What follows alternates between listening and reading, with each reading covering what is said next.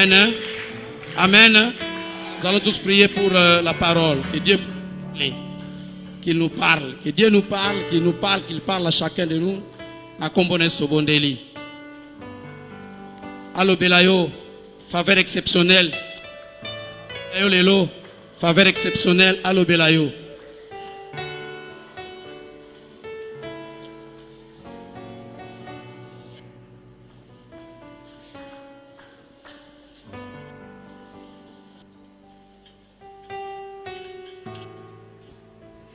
Alléluia.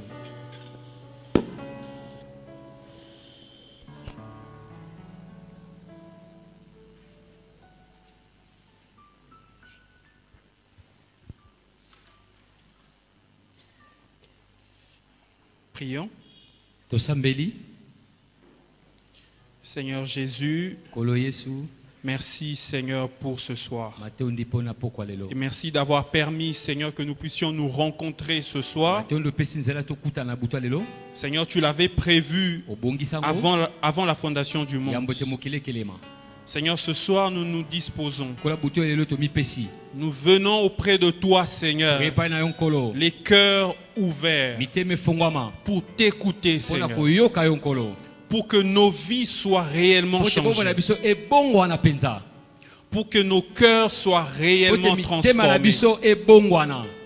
Pour que notre système de pensée soit réellement transformé.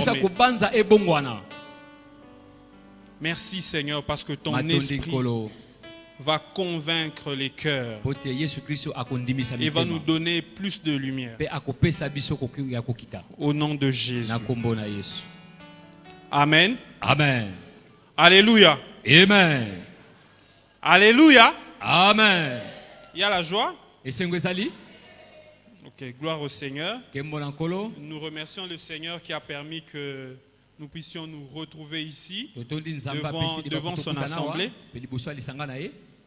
Et nous remercions le pasteur, le couple pasteur qui a montré envers nous de la confiance et qui nous a permis de nous tenir devant cette assemblée pour pouvoir partager la pensée du Seigneur. Alléluia. Amen. Que Dieu soit béni. Est-ce qu'il y a la joie? Est-ce qu'il y a la joie réellement? Est-ce qu'on peut le manifester? Alléluia. Amen. Alors tu peux saluer ton voisin pour voir s'il a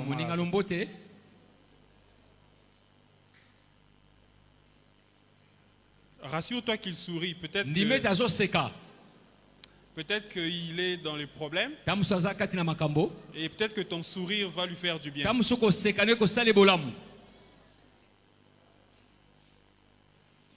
Alléluia. Amen. Il faut bien se saluer, on ne sait jamais. Peut-être que c'est la rencontre de ta destinée. Alléluia. Amen. Gloire au Seigneur. Donc nous sommes en train de parler de notre grand thème qui est la faveur exceptionnelle. Et évidemment que ce mois c'est un mois très stratégique pour l'année. Et même pour notre vie. Alors j'espère que tout le monde comprend que ce mois c'est vraiment un mois très stratégique. Et que les décisions que nous prenons, tout ce que nous prenons, tout ce que nous recevons en ce lieu va déterminer notre année. Alléluia. Amen. Et même notre vie. Alors j'aimerais que chacun puisse garder cela dans son esprit. Que ce que nous recevons, ce que nous allons recevoir pendant tout ce mois va déterminer le succès de cette année. Alléluia. Amen. Alors nous allons partager autour d'un sous-thème qui est une attente stratégique. Donc une attente stratégique. Alors nous sommes convaincus que cette année est une année de faveur exceptionnelle. Alléluia. Amen. Mais pour les vivre, nous sommes convaincus qu'il faut attendre ses faveurs de manière stratégique. Alléluia. Amen. Il faudrait attendre les promesses de cette année, les promesses que tu voudrais vivre cette année, il faudrait les attendre stratégiquement. Alors, c'est quoi une attente stratégique? Nous allons très rapidement définir ce concept. Alors, une attente, c'est quoi? C'est simplement une action d'attendre, l'action d'attendre, le fait d'attendre quelqu'un ou d'attendre quelque chose. Alors, c'est quoi la stratégie? Bon, c'est le mot duquel découle stratégie. C'est quoi la stratégie? Bon, il y a plusieurs définitions contenues dans le dictionnaire. Alors, je vais en citer quelques-unes. Alors, par exemple, le Larousse nous définit la stratégie comme étant l'art de combiner l'action des forces militaires en vue d'atteindre un but de guerre déterminé par le pouvoir politique.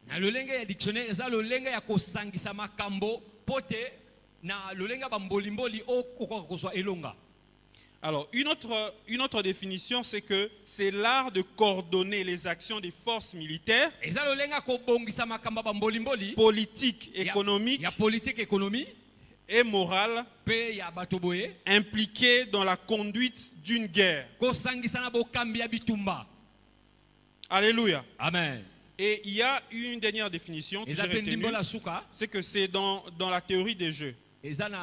Dans la théorie des jeux, c'est un ensemble de décisions prises en fonction d'hypothèses de comportement des personnes intéressées dans une conjoncture déterminée. Alors, de manière brève, une stratégie, c'est simplement une façon de faire, une façon de coordonner, une façon d'organiser les choses pour atteindre un objectif. Alors donc, une attente stratégique voudrait dire une attente intelligente et orientée vers un objectif. Alléluia. Amen. Donc c'est aussi le fait de tout organiser maintenant. Donc tout organiser actuellement pour que tu augmentes la probabilité de pouvoir réaliser les résultats que tu attends. Bon, dans un autre sens beaucoup plus régulier, on va dire que c'est le fait d'organiser les choses pour augmenter ta chance de réussite.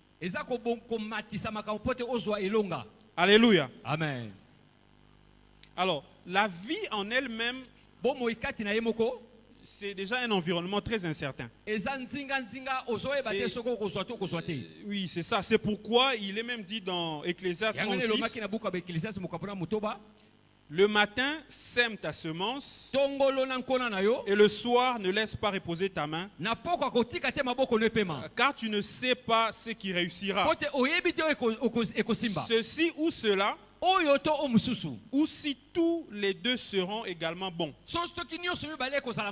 Alléluia. Amen. C'est pour dire que la vie est tellement incertaine. Nous vivons tous dans l'incertitude. Mais tant que quelque chose dépend de nous, nous devons travailler durement pour nous rassurer que toutes les chances sont à notre côté. Alléluia. Alléluia. Amen. Alors donc, une attente stratégique, c'est donc dans cet environnement incertain, tu te rassures que tout ce qui dépend de toi est correct, est au point. Alors pour que la promesse ne trouve pas de raison de ne pas se réaliser. Alléluia. Pour que les faveurs exceptionnelles se concrétisent réellement. Alléluia. Amen. Alors, avant d'avancer, nous allons discuter sur quelques postulats. Alors, pour nous permettre de mieux comprendre ce partage, Donc nous avons retenu 3 postulats. Alors le premier postulat, c'est que la Bible est une pile de stratégies révélées par Dieu pour nous servir de réussite dans la vie. Alléluia. Amen. Donc je reprends, la Bible est une pile de stratégies révélées par Dieu pour nous servir des réussites dans la vie. Alléluia. Amen. Alors pour cela, nous allons lire 2 Timothée 3,16. Et nous allons aussi lire Josué 1,8. Alors 2 Timothée 3,16 dit ceci.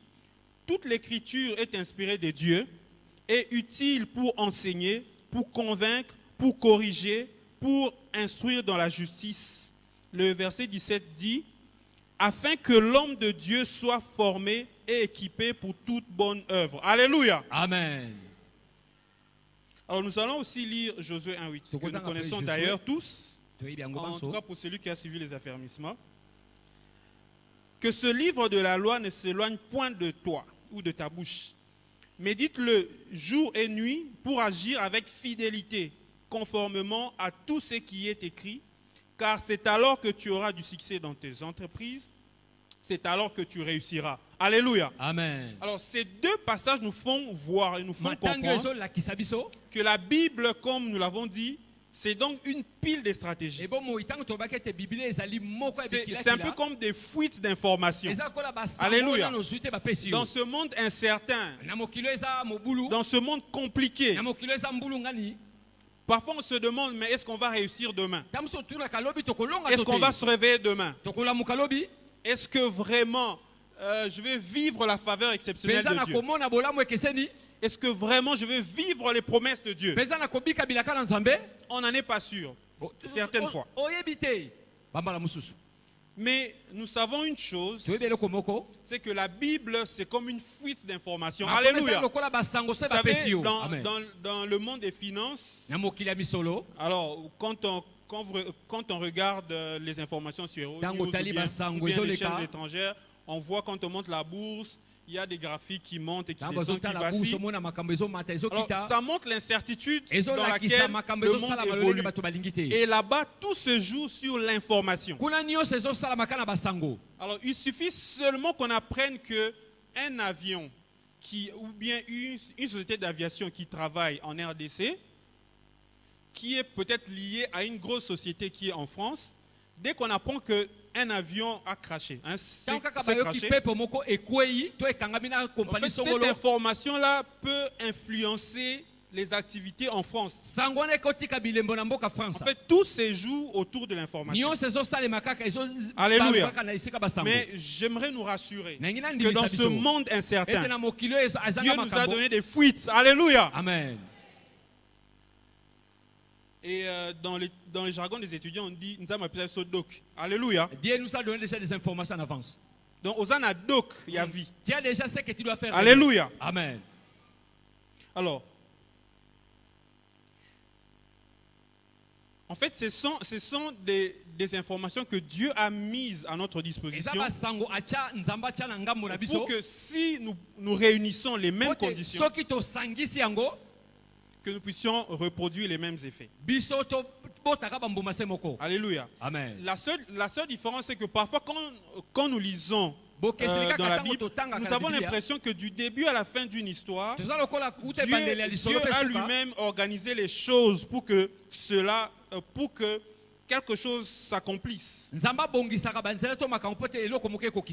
Mais seulement ce que nous devons retenir dans ce postulat, c'est que la manière dont Dieu a agi dans la vie d'un homme constitue pour nous des leçons stratégiques pour réussir dans ce monde.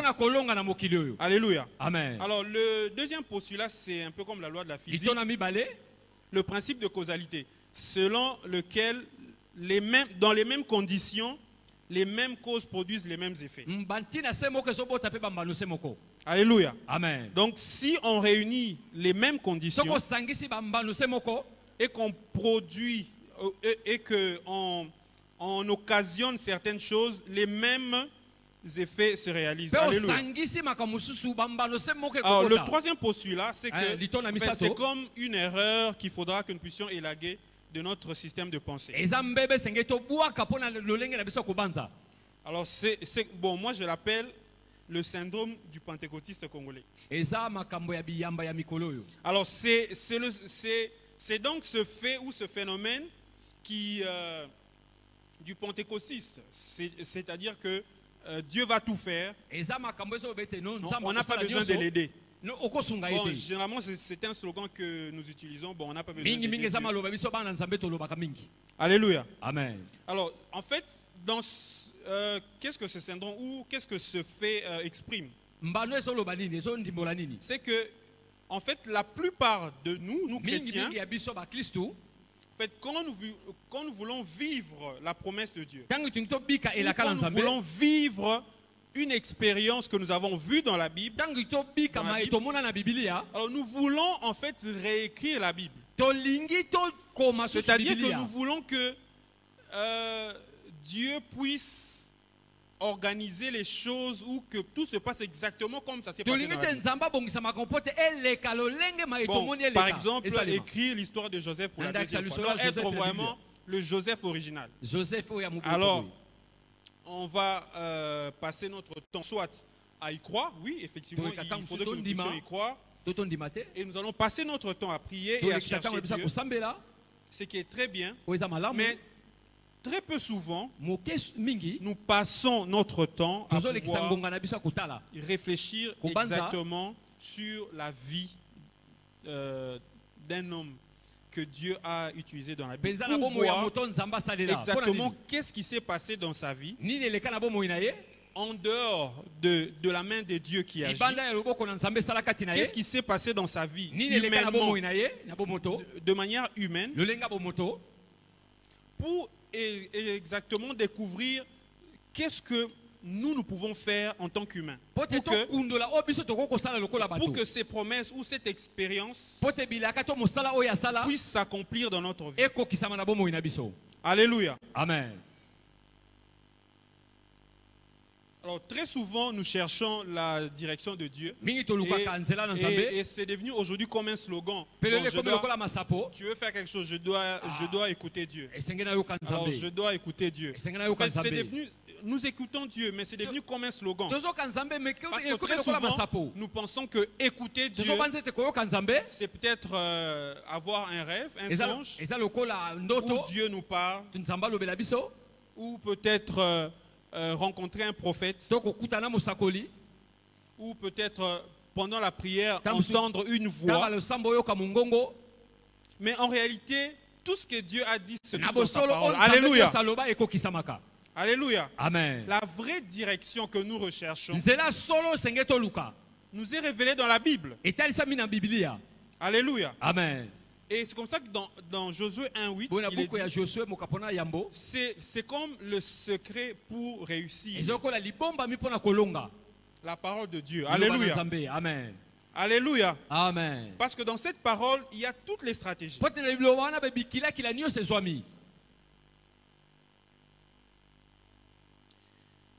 Cette année, c'est une année de faveurs exceptionnelles devant Dieu et devant les hommes. Certainement que mes prédécesseurs ont défini c'est quoi la faveur. Mais je vais quand même en dire quelques mots. En fait, selon le Larousse, c'est une disposition à traiter quelqu'un avec bienveillance spéciale. Donc quelqu'un est disposé à pouvoir te traiter avec bienveillance, avec amour, avec bonté. Mais n'oublions pas que cette faveur exceptionnelle, c'est à la fois devant Dieu, donc nous recevons des faveurs exceptionnelles, mais nous voulons vivre ces faveurs dans le monde. Donc nous voulons aussi que nous puissions obtenir faveur auprès des hommes. Mais n'oublions pas que le monde a des principes. Alléluia. Amen. Par exemple, les humains restent les humains. C'est que quelqu'un pour te venir en aide, ou quelqu'un quelqu'un pour t'accorder une faveur, dans dans ce monde tordu, les gens ont besoin d'un retour. Alléluia. Les gens ont besoin de savoir que bon, si je lui viens en aide, ou bien si je me montre favorable à lui, quelque chose va changer. Donc il y a quelque chose en retour. Alléluia. Amen. Donc c'est un principe que nous ne devons pas ignorer. Dieu ne nous demande peut-être rien de concret. Nous sommes chrétiens, nous sommes ses enfants, nous avons sa faveur. Mais ce n'est pas toujours le cas dans le monde. Nous allons le découvrir tout à l'heure. Alors, pour le découvrir, nous allons étudier les deux passages, nos deux passages de référence de cette année, Luc 1, 28 et 1 Corinthiens 15, 10. Alors, Luc 1, 28 dit ceci: l'ange entra chez elle et dit, je te salue, toi à qui une grâce a été faite, le Seigneur est avec toi, tu es bénie parmi les femmes. Amen. Dans 1 Corinthiens 15, 10, il est dit, mais par la grâce de Dieu, je suis ce que je suis et sa grâce envers moi n'a pas été sans résultat. Au contraire, j'ai travaillé plus que eux tous, non pas moi toutefois, mais la grâce de Dieu qui est avec moi. Alléluia. Amen. Alors, tenons compte de notre premier postulat qui dit que la Bible est une pile de stratégies, de réussite qui nous est révélée. Alors, nous allons essayer de décortiquer, étudier ces deux passages pour pouvoir trouver quelques stratégies que nous allons appliquer pour que nous puissions vivre les faveurs de Dieu. Alléluia. Pour que nous puissions vivre les faveurs exceptionnelles. Alors, ces deux textes nous révèlent un principe fondamental.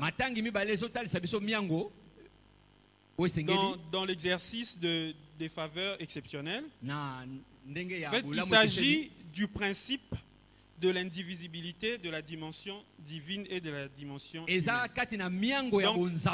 Donc c'est la dimension divine et la dimension humaine, je vais l'expliquer,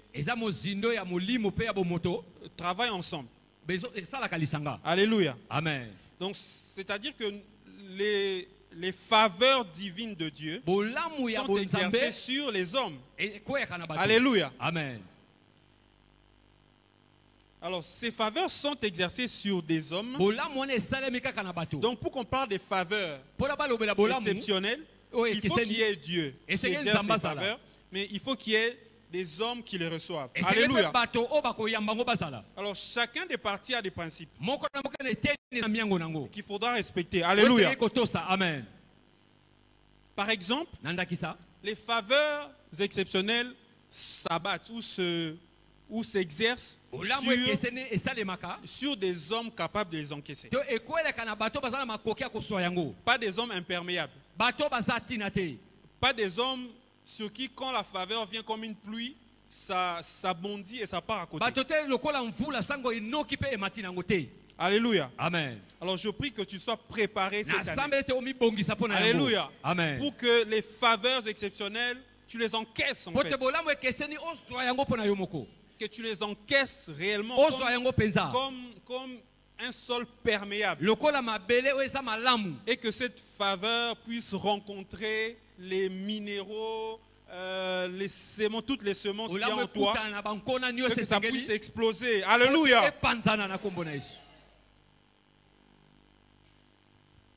Alors, ces faveurs sont donc exercées sur les hommes. Et les hommes évoluent dans le monde. Alléluia. Amen. Alors, généralement, quand nous demandons la faveur de Dieu, nous voulons voir quelque chose évoluer dans ce monde nous concernant. Bon, par exemple, il y en a ici qui sont là, qui demandent les faveurs de Dieu pour peut-être acheter une parcelle. Il y en a, c'est pour peut-être finir les études. Il y en a, c'est peut-être pour occuper un poste politique. Il y en a, c'est peut-être pour être promu. Alors, quand nous parlons des faveurs exceptionnelles, chacun voit quelque chose dans sa tête. Alléluia. Mais cette chose que tu vois, que tu aimerais voir évoluer, son évolution a des principes. Alléluia. Amen. Que tu dois comprendre et connaître. Alléluia. Amen.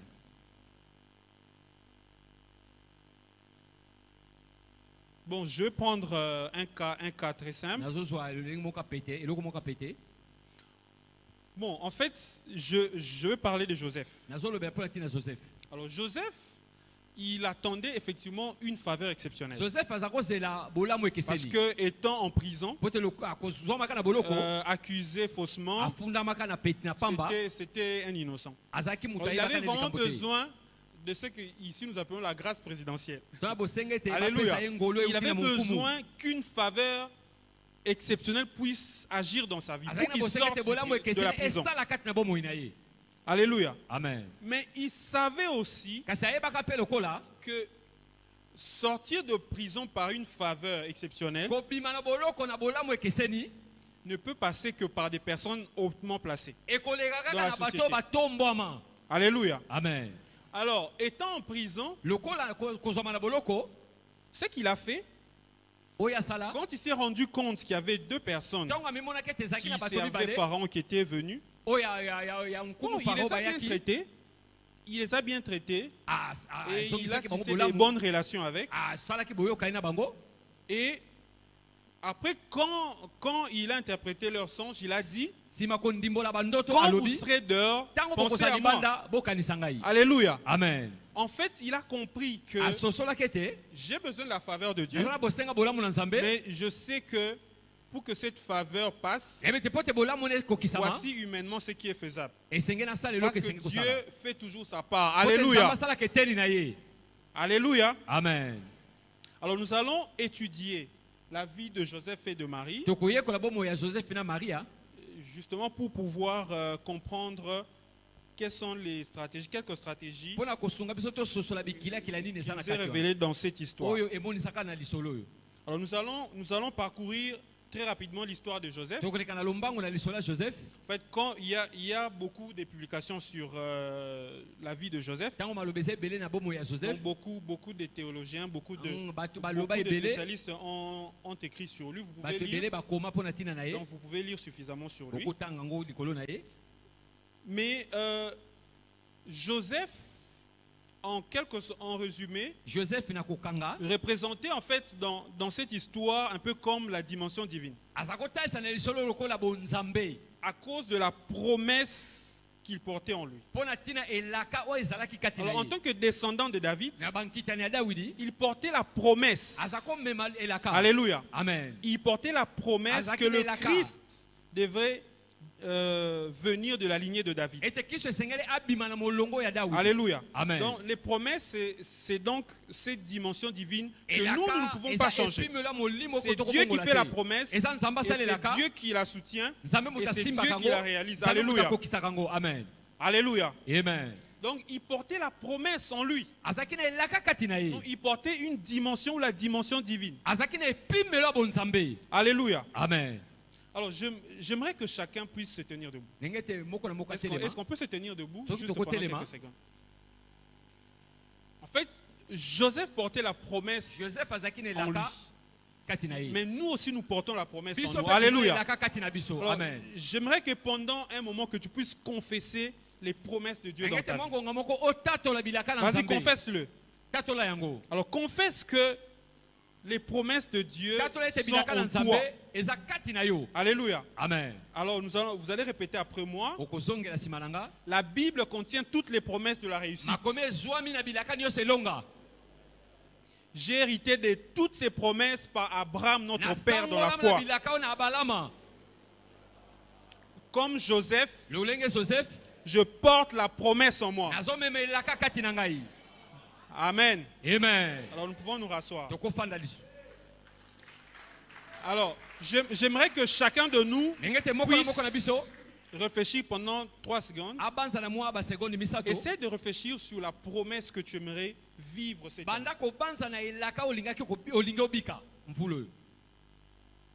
Alors passe 10 secondes dans la prière. Déclare que tu vas vivre ces promesses. Bien aimé, déclare-le. Pendant quelques secondes dans la prière. Seigneur, nous allons vivre tes promesses au nom de Jésus. Nous allons vivre tes promesses cette année au nom de Jésus. Tous les membres de cette église vivront ta promesse. Amen. Amen. Alléluia. Amen. Alors il faut les déclarer. Que tu portes la promesse en toi. Mais il est important que tu puisses connaître cette promesse. Vous savez, les promesses parfois sont devenues comme des slogans, comme des illusions. Nous avons les promesses de Dieu. Nous avons les promesses de Dieu. Mais quelles sont vraiment ces promesses? C'est comme ça que je nous ai demandé de pouvoir passer quelques secondes pour réfléchir sur une des promesses. Alors très souvent nous prions et nous déclarons que nous avons les promesses de Dieu. Mais en réalité, il n'y a même pas une seule que nous avons saisi réellement, que nous voulons vivre dans notre vie. C'est comme ça qu'il est important. Et cela constitue un peu comme le premier principe dans cette stratégie que nous apprenons. Il faudrait connaître la promesse. Alléluia. Amen. C'est quoi ta promesse? Alors, qu'est-ce que tu attends de Dieu exactement? Alors, il y en a qui attendent de Dieu les choses au fur et à mesure qu'ils évoluent. Bon, par exemple, aujourd'hui, il a un problème de loyer, il cherche Dieu. Bon, demain, il a un problème d'études, il cherche Dieu. Mais nous devons aussi apprendre à nous attacher à une promesse de la vie. Alléluia. Pas seulement des choses pour nous permettre d'avancer d'un pas. Bon, tu veux devenir propriétaire. Bon, après, quand tu deviens propriétaire, qu'est-ce que tu deviens? Alléluia. Amen. Attachons-nous à des promesses de notre vie qui concernent toute notre vie. Alléluia.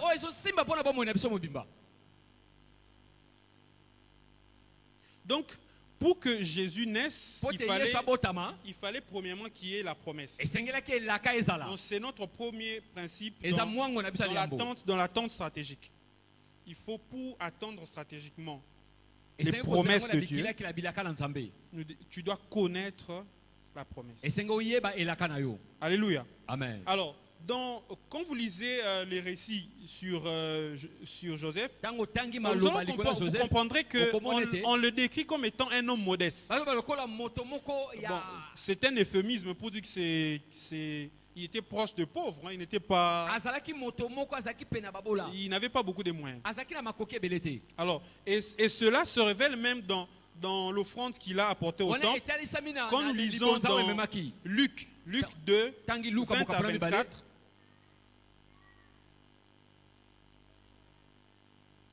Alors, Luc 2, 21 à 24. Alors,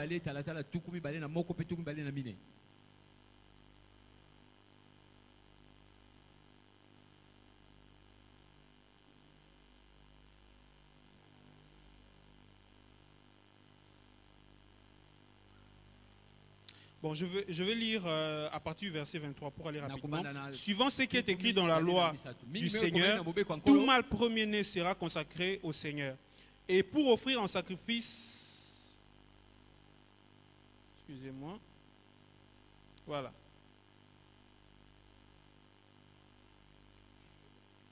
Alors, quand nous lisons dans ce passage, on dit dans le verset 24, et pour offrir en sacrifice 2 tourterelles et 2 jeunes pigeons, comme cela est prescrit dans la loi du Seigneur. Alors ce sont les offrandes que Joseph et Marie avaient apportées.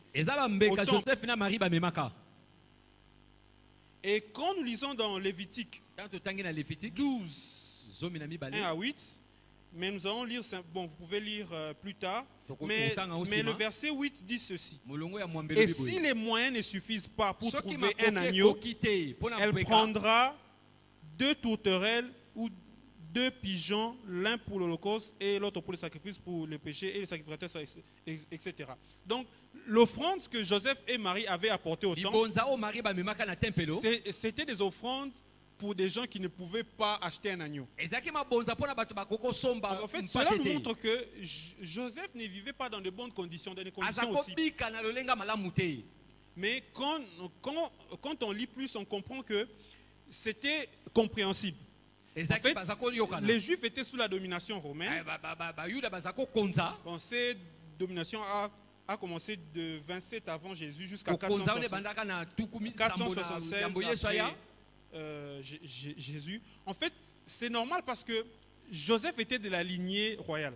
Donc, tout oppresseur qui vient prendre un pays en possession, la première chose qui sera sûre, c'est d'anéantir toutes les personnes de la lignée royale. Pour s'assurer qu'en aucun jour il y aura quelqu'un de sang royal qui va se réveiller pour chercher à reprendre. Donc c'était tout à fait normal que Joseph ne soit pas dans de bonnes conditions. Alléluia. Amen. Et nous pouvons le comprendre dans Matthieu 2, 1 à 18. Quand Hérode a ordonné de tuer tous les enfants, quand il a appris qu'il y avait un roi des Juifs qui venait de naître, mais il était public, mais non, jamais. Il a fait tuer tous les enfants. En fait, c'est pour dire que imaginons un peu la condition qui était réservée à tous ceux qui pouvaient se prévaloir de la famille royale. Donc, Joseph ne pouvait pas, il devait éviter même de pouvoir occuper des postes, enfin chercher à occuper des postes très élevés, parce qu'on saurait peut-être par bouche-oreille que c'est quelqu'un qui est de la lignée, peut-être qu'un jour il peut. Peut-être qu'il peut se faire tuer. Et j'imagine que si jamais quelqu'un qui connaît sa lignée lui dit en public, est-ce que je suis sûr qu'il pouvait même fuir. Alléluia. Amen. Alléluia. Amen. Donc il était tout à fait normal que Joseph ne soit pas dans des bonnes conditions. Mais c'était quand même quelqu'un qui portait la promesse en lui. Alléluia. En fait, c'est pour dire que nous devons noter qu'il existe aussi une réalité. C'est que malgré la promesse, les conditions socio-économiques, politiques d'un pays peuvent nous obliger à vivre parfois misérablement. Alléluia. Et parfois ces conditions peuvent même nous faire perdre la foi en des promesses. Alléluia. Amen. C'est comme on a demandé à Dieu, mais où sont donc toutes ces promesses? Alléluia. Amen. Alors j'aimerais que tu puisses dire à ton voisin, déclare-le, que même si la situation du pays nous oblige à vivre parfois misérablement, cela n'enlève en rien la promesse que je porte en moi. Alléluia. Amen. Même si Joseph pouvait vivre dans la crainte, même s'il avait peur qu'on sache qu'il était de la lignée royale, et pour cela il devait être juste un charpentier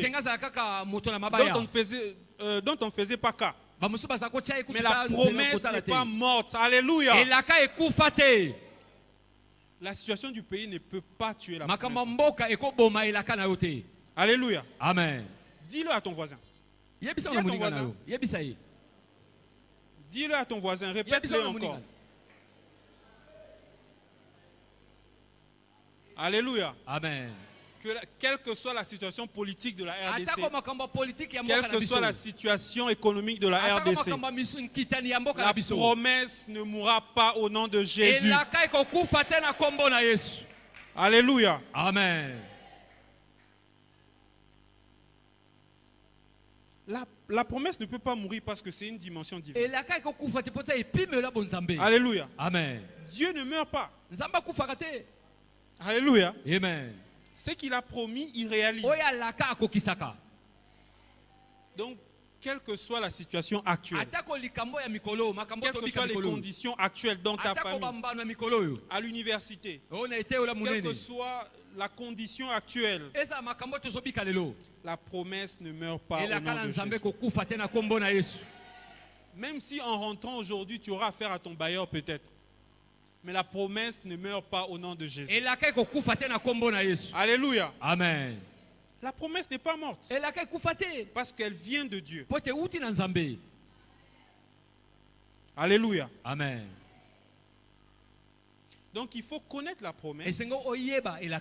Et il faut continuer de confesser que la promesse est là et garder la promesse dans son esprit. Alléluia. Amen. Parce que vous savez, quand nous avons la promesse en esprit et quand nous avons la foi en la promesse, même notre façon de nous comporter change. Et aujourd'hui, il y a un courant qu'on appelle les neurothéologiens. En fait, les gens qui ont étudié en fait ce qui se passe dans le cerveau quand un homme a la foi. En fait, on a fini par conclure que quand un homme a la foi, quand tu crois en quelque chose, il y a un mécanisme qui se déclenche un mécanisme d'harmonie qui se déclenche dans ton cerveau, qui fait que tu commences à faire les choses même sans le savoir, mais qui t'amène vers la promesse. Alléluia. Alléluia. Amen. En fait, tu ne comprendras pas parce que tu crois en quelque chose. Et bon, quand tu arrives demain, tu dis, ah, mais j'avais fait ça. En fait, comment est-ce que ça s'explique? Regardez, généralement, quand nous allons faire du shopping, quand nous allons acheter les vêtements, etc., généralement, nous nous rendons compte que la cravate qu'on a achetée, ou la chaussure qu'on a achetée, ou le sac qu'on a acheté, concorde avec un habit. Peut-être sans le savoir. C'est un jour quand on est en train de chercher un habit, on se dit, ah, mais ça marche avec. Et finalement, on se rend compte que tout ce qu'on achète tourne autour peut-être des mêmes couleurs. Alléluia. C'est un peu comme ça que fonctionne la foi. Alléluia. C'est comme ça que nous devons augmenter notre foi. Alléluia. Amen. Quand tu as la foi en quelque chose, tu ne comprendras pas tout ce que tu seras en train de faire va t'emmener vers cette chose. Alléluia. Amen. Alors tu ne vas pas te rendre compte, mais les personnes que tu rencontres, les projets que tu élabores, les formations que tu fais, ou je sais pas, la femme que tu rencontres, t'emmène vers quelque chose. Et tu te rends compte, mais finalement j'y suis. Et tu réalises que tout ce que tu as autour de toi t'a conduit là-bas. Alléluia. C'est ça la dimension de la foi. Alléluia. Amen. Alors nous devons augmenter notre foi. Mais la foi encore reste un concept vague, un concept difficile à comprendre. Depuis la nuit des temps.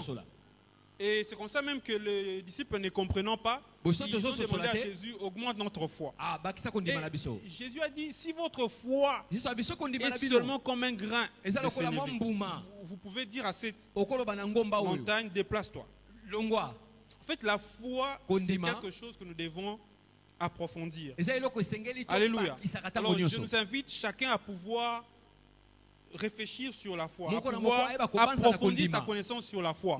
Alléluia. Nous devons avoir la vraie foi, ou la foi qui amène des résultats. Alléluia. Amen. Alléluia. Amen. Et la foi nous amène à ne pas commettre des erreurs qui vont nous coûter notre destinée.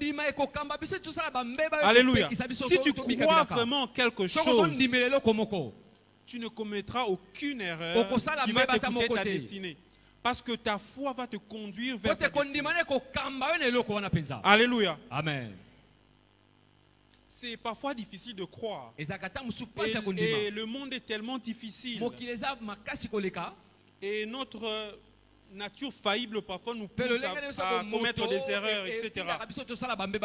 Et qui peuvent même parfois nous coûter notre destinée. Mais si tu as vraiment la foi en quelque chose et que tous les jours tu vis avec cette chose, conscient de cela, je peux te rassurer que tout ce que tu feras va t'y emmener. Alléluia. Même ce que tu peux voir comme une erreur, Dieu la transforme en quelque chose de bien qui va te conduire dans ta destinée. Alléluia. Amen. Alors confesse. Bon, dis après moi. Je ne commettrai pas d'erreur. Je ne commettrai pas d'erreur qui me coûterait ma destinée avec Dieu. je ne commettrai pas d'erreur qui m'écouterait ma destinée avec Dieu. Car il est écrit, l'Éternel enverra ses anges afin que mon pied ne heurte même pas une pierre. Alléluia. Quand tu as la foi en Dieu, l'Éternel envoie ses anges, même pour que ton pied ne heurte même pas une pierre. Alléluia. Amen. Alors, connais la promesse, connais ta promesse, et mets en cette promesse la foi. Je t'assure que tout ce que tu vas faire va te conduire. Alléluia. Amen. Tu ne comprendras pas parfois les habits que tu achètes. Et parfois le costume que tu achètes, c'est le costume qui va faire que quand tu rencontres la personne de ta destinée, et la personne t'apprécie à cause de cette veste. Alléluia. Amen. Nous devons prier pour parvenir à ces dimensions de la foi. Alléluia. Amen. Que Dieu soit béni. Ça c'est ce que nous tirons de l'histoire de Joseph. Mais étudions un peu la vie de Marie.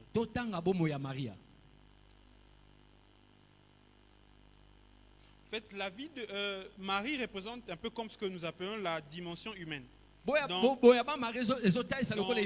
deux volets. Le premier volet, c'est que c'est une vierge. Et le deuxième volet, c'est qu'elle est fiancée à Joseph. Alors, les deux volets de cette dimension humaine expriment l'effort humain à fournir pour expérimenter la faveur de Dieu. Alléluia. Amen. C'est parfois difficile de faire exactement ce qu'il faut. Parfois difficile. Alléluia. Amen. Mais en fait, Marie représente pour nous l'effort humain. Un peu comme la part de l'homme, ou la dimension humaine que nous allons étudier. Alléluia. Amen. Alors, le premier volet, c'est le volet de la virginité. En fait, ce volet représente l'effort que Marie a fourni humainement pour garder son corps pur. Bien aimé, ce n'est pas facile pour les femmes de rester vierges. C'est un effort qu'il faut fournir. C'est certainement qu'elle a été sollicitée. Certainement. Mais elle a choisi de rester vierge. Alléluia. Et dans la culture juive, la virginité représente vraiment une valeur inestimable. Et pour le prouver, même les données bibliques mettent en évidence cette valeur positive de la virginité. Alors, quand nous lisons dans 2 Samuel 13, 18, on nous montre que les vierges royales ou les vierges qui vivaient dans la famille, dans le palais royal, devraient être vêtues d'une tenue spéciale. Alléluia. Donc si dans la famille royale il y a des vierges, des filles qui sont vierges, elles sont vêtues différemment. Et dans Esther 2, 2 à 3, et 1 roi 1, 2, Esther 2, 2 à 3, 1 roi 1, 2, on fait voir qu'un roi ne peut épouser qu'une vierge. Alléluia. Amen. Donc nous voyons, ces données bibliques nous font voir combien la virginité était une valeur. Alléluia.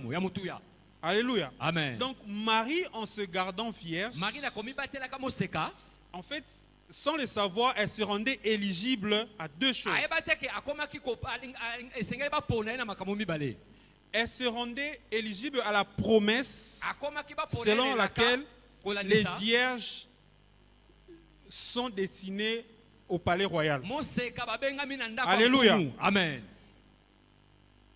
Et en se gardant vierge, elle se rendait éligible à être la femme par qui Jésus devait naître.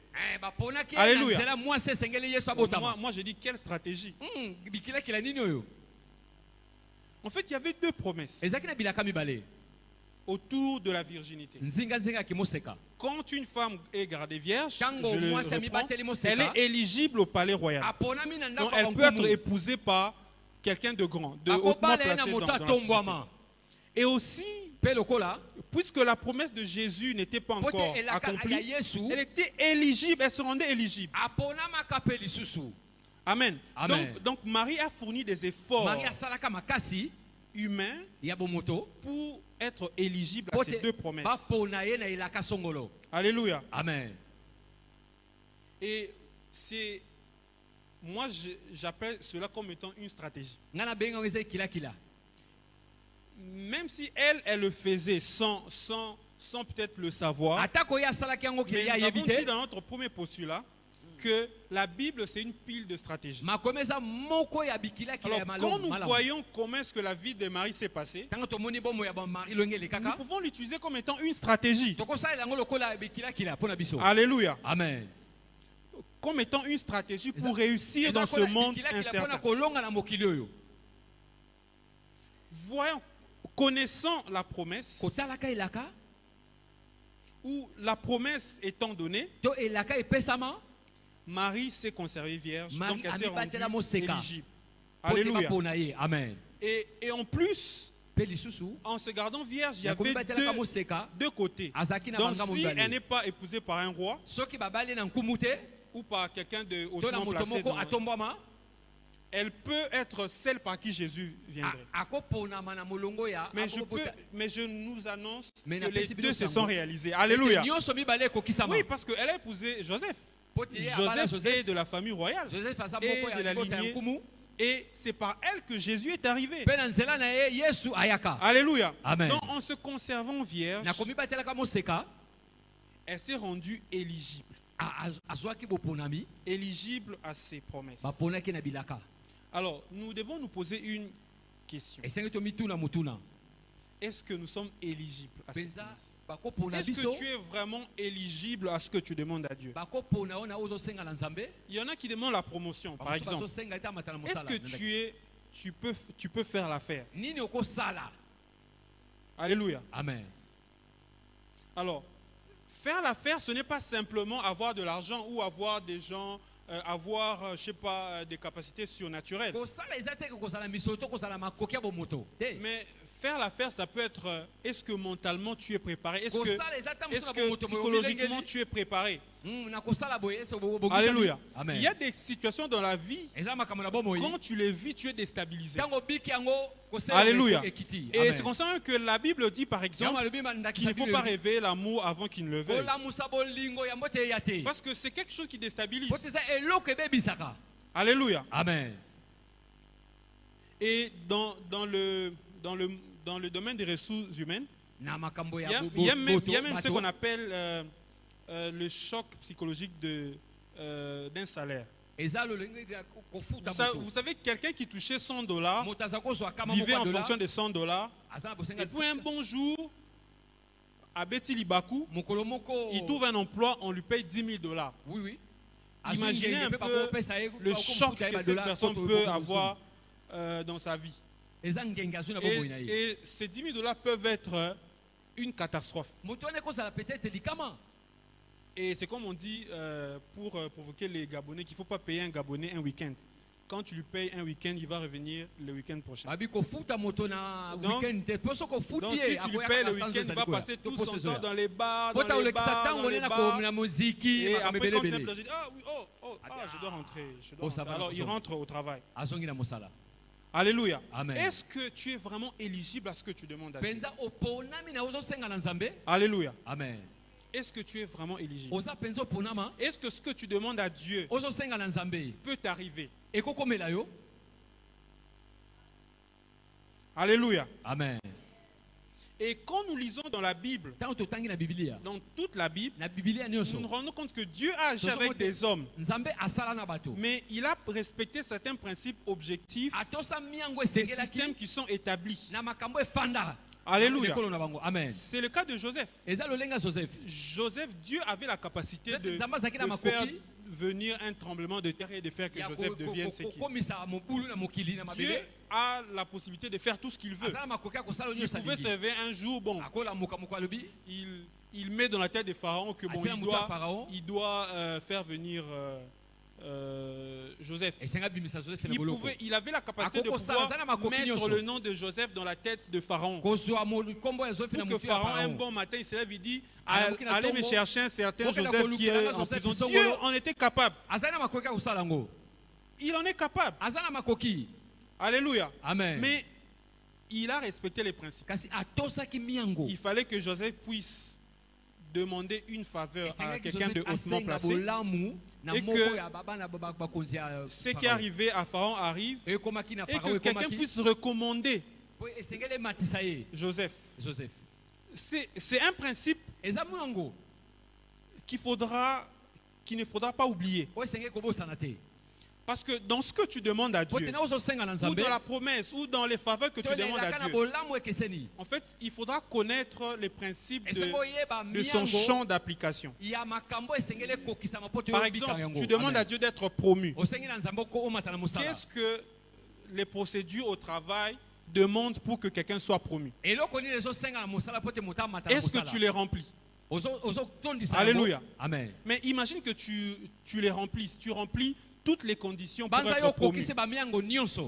Pourquoi est-ce que Dieu ne voudrait pas te promettre, te promouvoir? Pourquoi? Alléluia. Amen. Pourquoi? Et là même quand tu es en train de chercher Dieu, tu as toute l'assurance que tu es capable.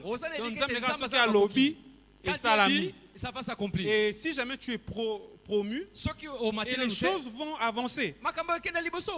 Alléluia. Amen. Mais très souvent aussi les choses n'arrivent pas parce qu'on n'est pas éligible. Alléluia. Amen. Marie était éligible aux promesses. Est-ce que tu es éligible aux promesses? Alléluia. Amen. En fait, être éligible aux promesses ne veut pas simplement dire être enfant de Dieu. Être enfant de Dieu, effectivement, nous rend éligibles aux promesses. Ça, c'est une première étape. Mais ces promesses doivent s'accomplir dans un système. Et ce système a des principes qu'il faudra respecter. Alléluia. Amen. Même Dieu était capable de faire que un bon matin, qu'il puisse mettre dans la tête de Pharaon que les enfants d'Israël devraient sortir. Donc, il était capable de faire que le cœur de Pharaon devienne un cœur mou. Et puis dès que Moïse arrive, qu'ils disent... Bon, il était même capable de pouvoir faire que les enfants d'Israël puissent sortir d'Égypte sans que personne ne se rende compte. Mais les enfants d'Israël étaient sous la domination de Pharaon. Il y a un principe. Il faudra qu'il puisse donner son accord pour que les enfants partent, pour que Israël parte.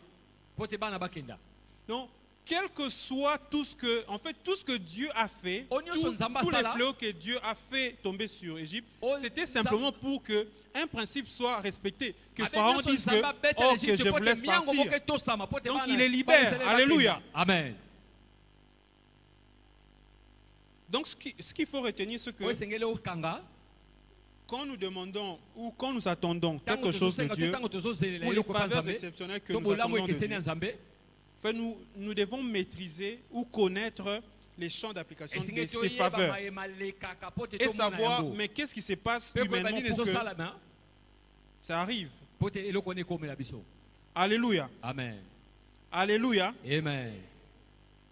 Alors très souvent nous pouvons passer 5-10 ans à attendre une promesse, ça n'arrive pas. Mais nous devons nous poser vraiment une question. Est-ce que nous sommes éligibles? Ne sommes pas comme des enfants. Alléluia.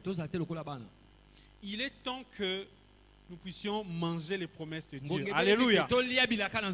La table est déjà servie cette année. La table est servie. Mais tu dois avoir la capacité de quitter ton siège et d'aller à table et de te servir.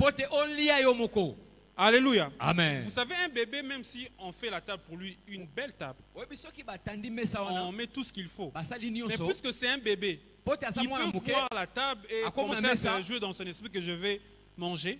Mais tant qu'il n'y a pas quelqu'un pour l'emmener, il sera là, il va se réjouir, que je vais manger, mais il ne saura jamais quitter son lit ou son berceau et aller s'asseoir et se servir. Donc il peut regarder la nourriture de loin, un jour, 2 jours, et puis ça pourrit, et puis bon. C'est parfois notre condition. Nous crions et nous nous réjouissons des promesses de Dieu. Nous nous réjouissons que nous avons les promesses de Dieu. Que les promesses de Dieu, je vais vivre les promesses de Dieu. Mais parfois, nous ne nous servons pas. Nous ne savons pas comment se servir. Comment nous servir. Alléluia. Amen. La table est servie cette année. Que chacun puisse apprendre comment y aller. Alléluia. Amen. C'est un peu ça la stratégie qu'il faudra développer. Les faveurs exceptionnelles sont là. Déjà le fait que nous soyons enfants de Dieu, nous sommes éligibles aux faveurs exceptionnelles. Mais nous devons apprendre comment les saisir et comment les vivre réellement. Si nous n'apprenons pas comment les vivre, si nous ne développons pas de stratégie par rapport à notre promesse ou la promesse que nous attendons de Dieu, pour que même humainement nous puissions nous rendre éligibles, il nous sera difficile de les vivre. Alléluia. Amen.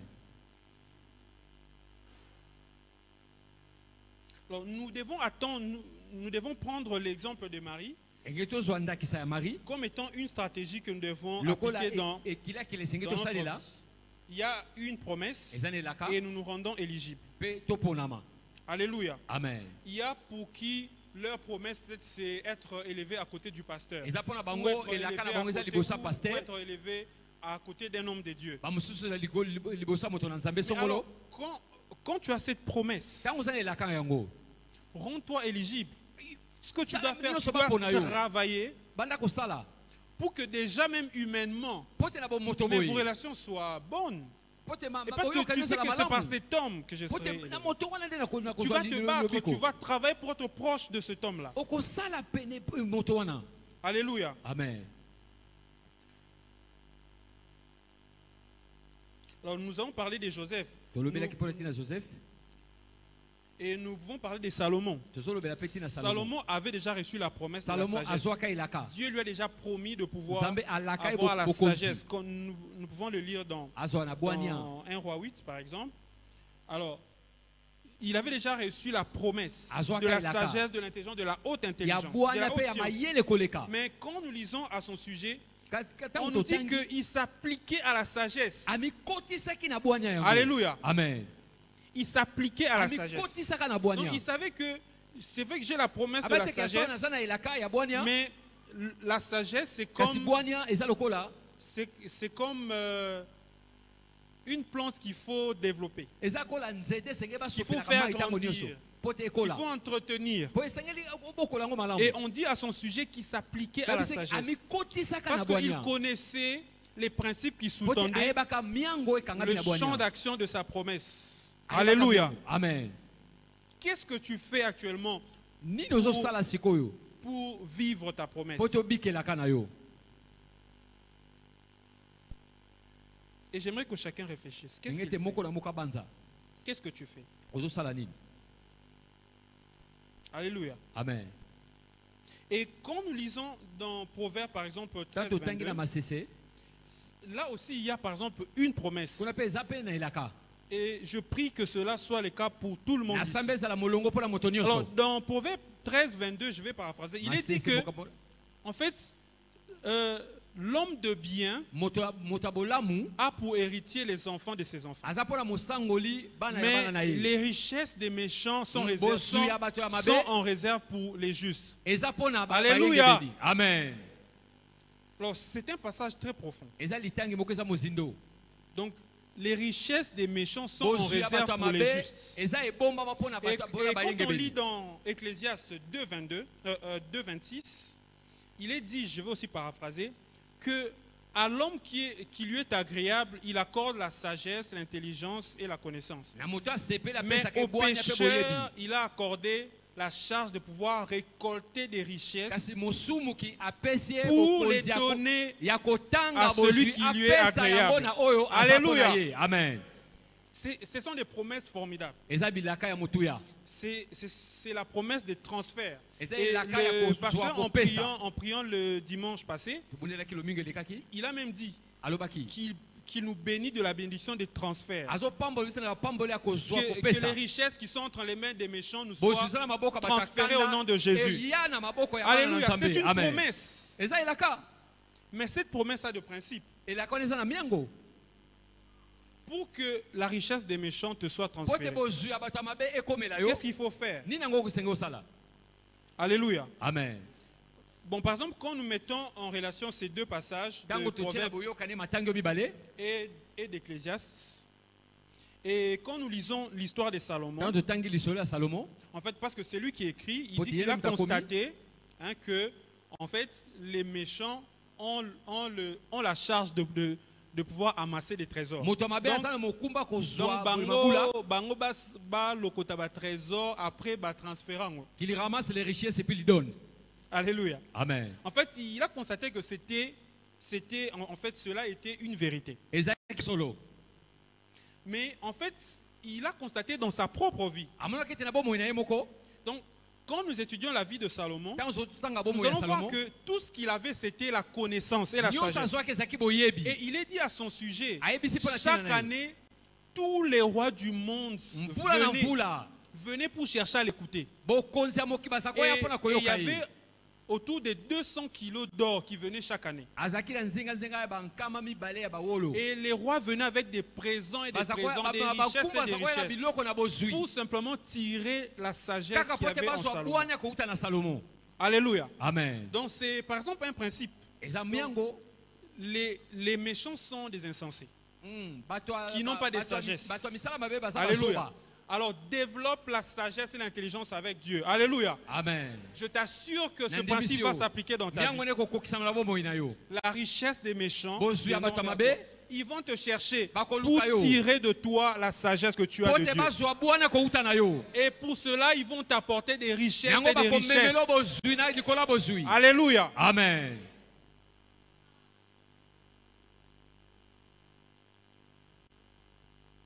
Alléluia. Amen. Alors, c'est aussi le cas de l'apôtre Paul, qui avait déjà la promesse de pouvoir servir Jésus. Mais dans 1 Corinthiens 15, 10, il est dit quelque part que j'ai travaillé plus que eux tous. Alléluia. Amen. Il savait que pour que la promesse qu'il avait se réalise, il avait pour travail de pouvoir travailler plus que tout le monde. Et aujourd'hui, tout le monde atteste qu'il a travaillé plus que tout le monde. Et c'est comme ça qu'il a fait tout ce qu'il a fait. Alléluia. Amen. Il connaissait le principe, le champ, le principe qui sous-tendait le champ de l'application de sa promesse. Alléluia. Amen. Donc il faudra connaître les champs d'application de ta promesse. Tu as la promesse d'occuper un poste politique ici. C'est quoi les principes objectifs? C'est quoi les principes objectifs? Pas juste les principes établis par les méchants, mais les principes qui sont objectifs. Alléluia. Amen. Si tu les appliques objectivement, je t'assure que ta promesse va se réaliser. Alléluia. Amen. Et au-delà du fait que Marie, en fait, sa virginité la rendait éligible aux promesses, mais la virginité représente aussi la pureté, la piété, la sanctification. Donc elle a choisi de rester pure devant Dieu. Alléluia. Amen. C'est d'ailleurs le principe par excellence. Rester pur devant Dieu. Alléluia. Tu ne peux pas espérer vivre les promesses de Dieu si tu ne vis pas dans la pureté. Bien aimé, on ne blague pas avec les péchés. Vous savez, si on vous montre comment est-ce que quand un moustique vient te piquer et comment tous les mécanismes qui se passent pour que tout ton corps devienne malade. En fait, tu comprendras que les péchés seront quelque chose à craindre. Alléluia. Amen. Parce que autant un petit moustique peut te piquer et quelques jours après ça rend tout ton corps. Un petit péché, aussi petit soit-il, peut détruire toute ta vie. Alléluia. Amen. Et t'empêcher de vivre les promesses de Dieu. Alors très rapidement, nous allons développer le volet fiancé. C'était la fiancée, c'est le deuxième volet. Elle était fiancée à Joseph, qui avait la promesse en tant que descendant de David. Mais comme nous voyons, Joseph était un homme modeste. Mais Marie étant dans sa condition de vierge, donc selon la coutume même là-bas, elle était éligible à pouvoir être épousée par un roi. Mais elle a accepté un homme de ces conditions-là. Alléluia. Amen. Peut-être ne sachant pas, mais pour nous c'est une leçon. Que ce que nous voyons, ce n'est pas ça qui compte. Alléluia. Amen. Si c'était le cas, je vous assure que je ne me serais pas marié. Alléluia. Amen. Parce que quand je suis allé demander la main de mon épouse, je n'avais rien. Je n'avais que ma tête et mes papiers. Alléluia. Humainement parlant. Mais j'avais la promesse de Dieu. Alléluia. Amen. Alléluia. Amen. Et évidemment que mon épouse a aussi la promesse de Dieu. Mais elle n'a pas vu ce qu'elle voyait, mon aspect extérieur qui était un peu bizarre. Alléluia. Amen. Mais elle a vu l'intérieur. Alléluia. Amen. Alors c'est aussi une autre stratégie. Les personnes auxquelles nous nous attachons.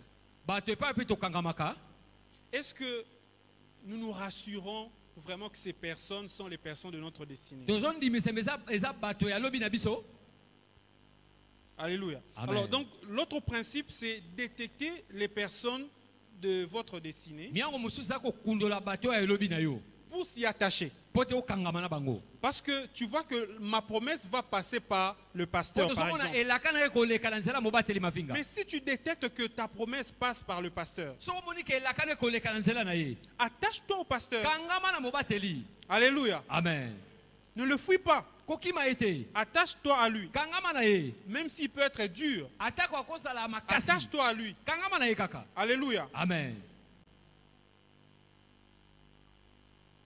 Donc c'est la stratégie de pouvoir détecter les personnes de notre destinée. Il faut détecter avec qui, en fait, qui est-ce que tu peux côtoyer. Alléluia. Amen. Il faut apprendre à assainir son environnement. Il faut apprendre à choisir les personnes à côtoyer. Est-ce que cette personne te permet d'avancer dans ta promesse?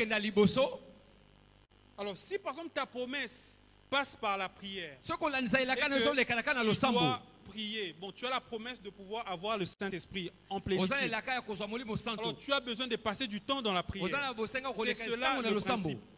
Mais tu t'attaches aux gens qui ne veulent pas te laisser prier. Donc, tes amis, c'est des gens qui n'aiment même pas prier. Comment est-ce que tu peux espérer vivre cette promesse? Il est important de pouvoir assainir aussi notre environnement en fonction de la promesse. Alléluia. Amen.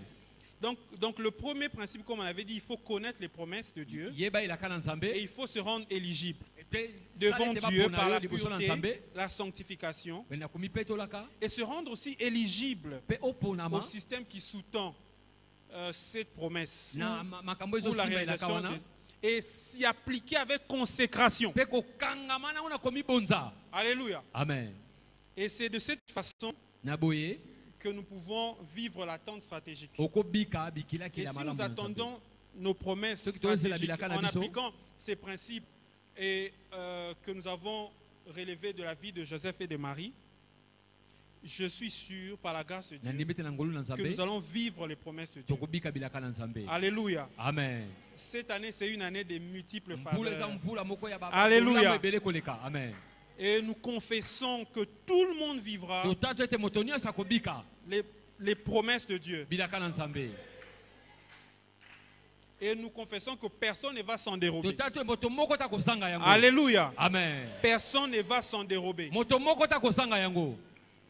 Alléluia. Amen. Alors nous allons courber nos têtes dans la prière. Alors tu vas prier le Seigneur afin que son esprit puisse t'aider à pouvoir vivre de manière stratégique pour voir ses promesses réalisées. Demande à Dieu de pouvoir te donner l'intelligence. L'intelligence au-delà de ce que les hommes voient. Pour que toute ta vie, pour que ta foi augmente, et que cette foi puisse te conduire vers ces promesses. Et que le Saint-Esprit te conduise de manière à ce que tu vives les promesses de Dieu. Et que tout ce que tu vas faire, tous les actes que tu vas poser cette année puissent te conduire vers cette promesse. Et que tu ne commettes pas d'erreurs qui vont te coûter ta destinée. Prie pour que l'Esprit puisse te conduire. Alléluia.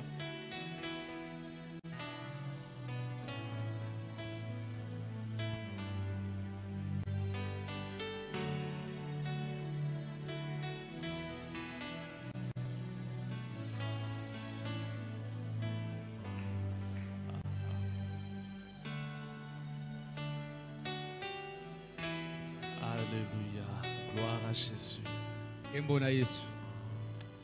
Amen. Amen. Alléluia. Amen. Gloire à Jésus. Dieu est bon. Que Dieu bénisse notre frère, Papa Franklin, pour ce message. Un message très pertinent.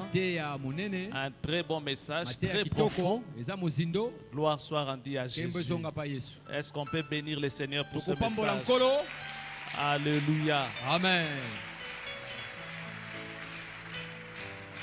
Juste rapidement, je vais essayer de dire ça peut-être en bref. Ce qui nous a été prêché lors de cette chaire. Juste en bref. Pour aider quelqu'un à bien prier. Alléluia. Amen. Pour aider quelqu'un à faire quoi? À bien prier. On nous a donné des règles ou des principes. Des principes stratégiques afin de pouvoir vivre la faveur exceptionnelle. Il y a des principes d'éligibilité. Arranger son environnement de manière à ce que nous puissions vivre la faveur exceptionnelle. Il y a des choses que l'on fait, nous devions le faire très bien. Chacun dans son domaine. Quand tu es couturier, fais bien ton travail. Quand tu es avocat, fais bien ton travail. Et quand bien même tu es étudiant ou un élève, étudie très bien et retiens bien les choses. Parce que ce que tu es en train de faire là peut te permettre de vivre la faveur exceptionnelle. Vous savez que Dieu n'a jamais encouragé les paresseux. Dieu n'a jamais encouragé les paresseux. Ce que tu fais, fais-le très bien. L'apôtre Paul, c'était quelqu'un qui était studieux. C'était quelqu'un qui bossait. Il a fait des études, de très très longues études. Et à cause de cela, l'Éternel l'a utilisé puissamment dans ce domaine. Il a beaucoup écrit par rapport aux autres apôtres. Pourquoi? Quand il était sur les bancs de l'école, c'est quelqu'un qui prenait au sérieux ses études. Alléluia. Amen. Je vois quelqu'un dans cette salle qui, à partir d'aujourd'hui, il devient sérieux dans ce qu'il est en train de faire au nom de Jésus. Quelqu'un dans cette salle qui prend l'engagement, qui dit Seigneur, à partir d'aujourd'hui, tout ce que je suis en train d'entreprendre, que ce soit dans les domaines des affaires, que ce soit dans les domaines estudiantins, Seigneur, je le ferai très bien. Amen. Et cela va te prédisposer pour vivre la faveur exceptionnelle de Dieu. Toutes les personnes qui se sont présentées auprès de Dieu, Dieu leur demandait qu'est-ce que tu as. Amen. Aujourd'hui, Dieu te demande qu'est-ce que toi tu as. Et c'est à partir de cela que Dieu va te bénir. Qu'est-ce que tu fais? Dieu n'encourage pas les paresseux. C'est à partir de ce que tu fais que Dieu va te bénir. Et alors ce que tu fais, fais-le très bien. Alléluia. Amen. Oui, donc c'est comme ça que tu seras éligible. À partir de ce que tu fais, fais-le très bien. Ce qui est formidable, ce qui est bon, je voudrais encourager quelqu'un qui est là ce soir, qui dit moi, je n'ai pas fait de longues études. Maintenant, que deviendra mon sort? À chacun de nous, Dieu a déposé un potentiel. Il n'y a personne qui peut dire que moi je suis même réduit. Que tu aies fait de longues études ou pas, la faveur exceptionnelle de Dieu va t'atteindre cette année au nom de Jésus. Toujours parmi la lignée des gens que Dieu a utilisés, pendant que l'un était en train de beaucoup écrire, il s'agissait de l'apôtre Paul. Il y a aussi d'autres personnes qui n'ont pas fait de longues études. Ils n'ont pas eu cette possibilité. Mais le Seigneur Jésus les a rencontrés. Des personnes qui ont fait des expériences que Paul n'a jamais fait. Est-ce que Paul a déjà marché sur les eaux de la mer? Alléluia. Amen. Est-ce que Paul a déjà marché sur les eaux de la mer? Par-dessus tout, sois connecté à ton Dieu. Celui qui va te donner l'inspiration et la sagesse, sois connecté à Dieu. Et la faveur exceptionnelle de Dieu sera ton partage au nom de Jésus. Je vois quelqu'un qui ce soir dit, Seigneur, cette année je ne t'abandonnerai pas. Seigneur, cette année je ne t'abandonnerai pas. Je ne te lâcherai pas si tu ne m'as pas béni. Je ne te lâcherai pas tant que je n'ai pas vu la faveur exceptionnelle de Dieu s'accomplir dans ma vie. Nous allons tous nous lever, nous allons prier.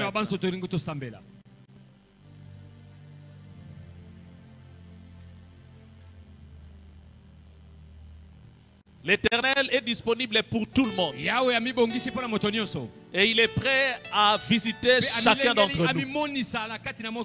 Et là où tu es, tu vas élever ta voix par rapport à ce que tu fais dans ta vie. Implore la faveur et la grâce de Dieu dans ta vie. Seigneur, visite-moi de manière extraordinaire cette année. Je crois en toi. Je crois en toi. Je crois en toi. Élève ta voix et prie le Seigneur. Le Seigneur est là ce soir pour toi. Le Seigneur est là pour toi. Le Seigneur est là pour toi. Il est là pour toi. Toi qui prétends être son enfant. Toi qui dis, Seigneur, moi je me suis écarté du monde. Je ne vis pas comme les gens de ce monde. J'ai abandonné avec le péché. Seigneur, je veux aussi te voir cette année. Je veux vivre ta faveur exceptionnelle. Dieu est disponible ce soir. Dieu est disponible ce soir afin de pouvoir manifester sa faveur exceptionnelle dans ta vie. Tu es exceptionnel. Tu es exceptionnel. Toi qui es fille et fils d'Abraham, tu es exceptionnel aux yeux de Dieu. Toi qui crois en Jésus, tu es exceptionnel aux yeux de Dieu. Et l'Éternel est là pour toi. Prends cet engagement devant Dieu. de ne pas l'abandonner cette année, de t'accrocher à ce Dieu-là, ce Dieu puissant, ce Dieu qui accorde sa faveur à ses enfants. Prie le Seigneur, que Dieu te rencontre dans les domaines de ta vie, que Dieu te rencontre dans les domaines de ta vie. Et là où tu as manifesté une certaine faiblesse, demande le secours de l'Éternel. Demande le secours de l'Éternel. Seigneur, aide-moi à relever tel défi. Seigneur, aide-moi à relever tel autre défi. Éternel, soutiens-moi dans ma faiblesse. Aide-moi à relever mon niveau. Au nom de Jésus. Au nom de Jésus. Prie le Seigneur et demande sa faveur exceptionnelle dans ta vie. Demande sa faveur exceptionnelle dans ta vie. Au nom puissant de Jésus. Alléluia, alléluia, gloire à Jésus, gloire à Jésus. Seigneur, ta faveur exceptionnelle dans nos vies, ta faveur exceptionnelle dans cette église, ta faveur exceptionnelle au nom de Jésus. Alléluia. Éternel, délivre-nous de la paresse au nom de Jésus. Que nous ne puissions pas compter des paresseux au milieu de nous. Fais de nous des hommes et des femmes qui aiment travailler, des hommes et des femmes qui bougent pour la gloire de ton nom, Seigneur. Oh Père, aide-nous à vivre et à fuir encore les péchés, à vivre dans la sanctification, à marcher dans la crainte de ton nom. Oh Seigneur, fais-nous grâce. Seigneur, fais-nous grâce. Que nous soyons éligibles, que nous soyons éligibles, Seigneur, Éternel, à vivre ta faveur exceptionnelle cette année. Que personne, oh Dieu, Éternel, ne rate cette faveur exceptionnelle. Dans le nom puissant de Jésus. Dans le nom puissant de Jésus. Aide-nous, Seigneur Jésus, à vivre ta faveur exceptionnelle. À vivre ta faveur exceptionnelle. Dans le nom puissant de Jésus. Dans le nom puissant de Jésus. Oui, Père, que personne ne néglige ce que tu as déposé entre ses mains. Éternel, aide-nous à ne pas négliger ce que tu déposes entre nos mains. Aide-nous à les fructifier pour la gloire de ton nom. Pour la gloire de ton nom. Au nom puissant de Jésus. Au nom puissant de Jésus. Gloire et louange à toi, Seigneur Jésus-Christ. Amen. Amen. Gloire à Jésus.